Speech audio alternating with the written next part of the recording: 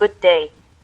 Today's lecture is devoted to the main forms of education at the university. This topic is of particular importance because the effectiveness of higher education depends not only on what is taught, but also on the organizational form in which teaching and learning are carried out. In other words, the same content may produce different results depending on whether it is presented in a lecture, examined in a seminar, practiced in a laboratory, or developed through independent work. Therefore, the study of educational forms is essential for understanding how university teaching achieves depth, continuity, and professional relevance. The structure of today's lecture is organized around 4 interrelated directions.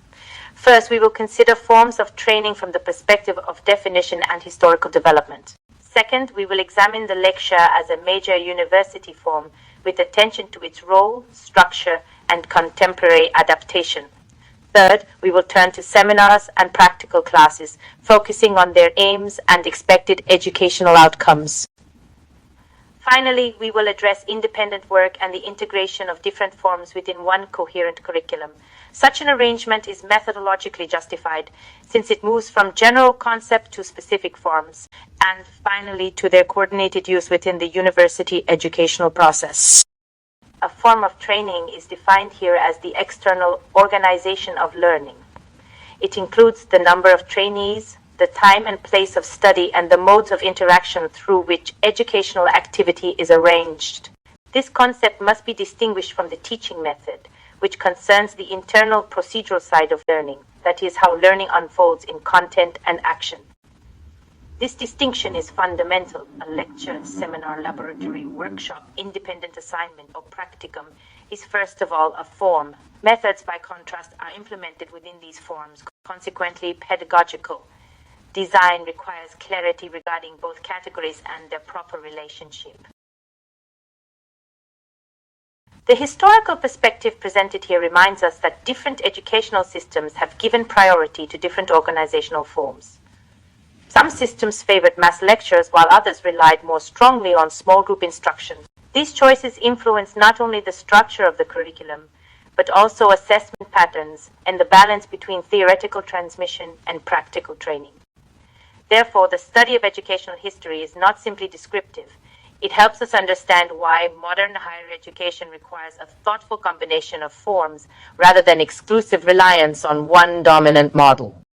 A lecture is defined here as a logically coherent and systematized presentation of material that establishes the intellectual framework of a discipline. Its purpose is not merely to deliver information, but to introduce major ideas, clarify conceptual vocabulary, and provide methodological orientation for further independent study and research. Thus, the lecture performs a foundational role. It allows the teacher to present the discipline at scale, to reveal inter-subject connections, and to guide students toward deeper academic work. The lecture performs several distinct functions. Its informational function lies in the communication of core knowledge and recent developments in the field. Its orienting function establishes study priorities and directions of further work. Its methodological function clarifies the approaches and procedures characteristic of the discipline. Its motivational and educational function stimulates interest, value formation, and academic responsibility.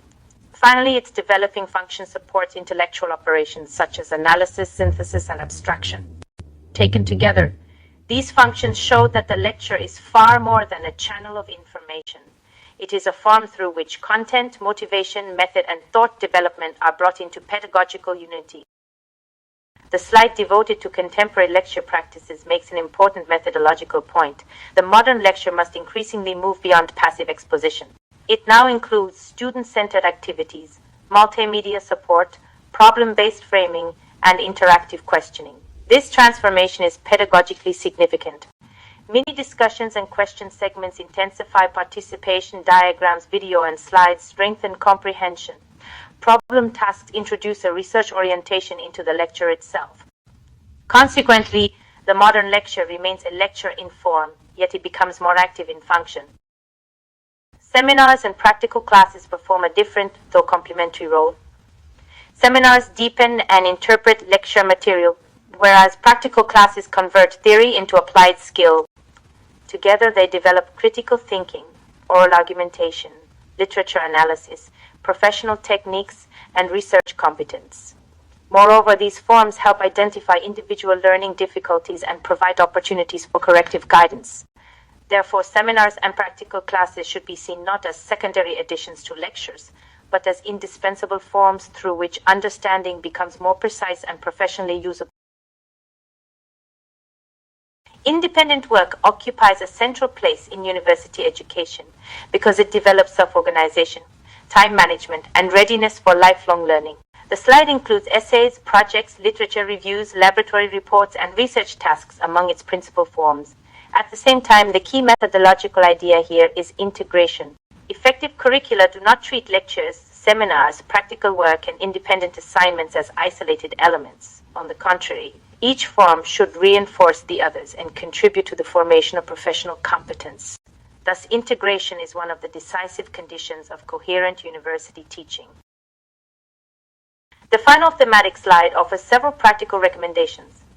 First, forms of training should be balanced: lectures for conceptual orientation, seminars for analysis, and practicals for skill development. Second, lectures should be made more active through multimedia, problem questions, and short tasks.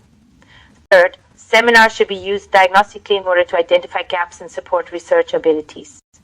Finally, the entire combination of forms should be reviewed regularly in relation to learning outcomes and professional demands.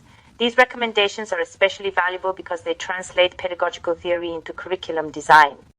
In this sense, the lecture concludes not only with summary, but with a practical framework for improving university teaching. Thank you for your attention. I hope this lecture has clarified the principal forms of education at the university and has shown how their thoughtful combination contributes to student engagement, depth of learning, and professional readiness.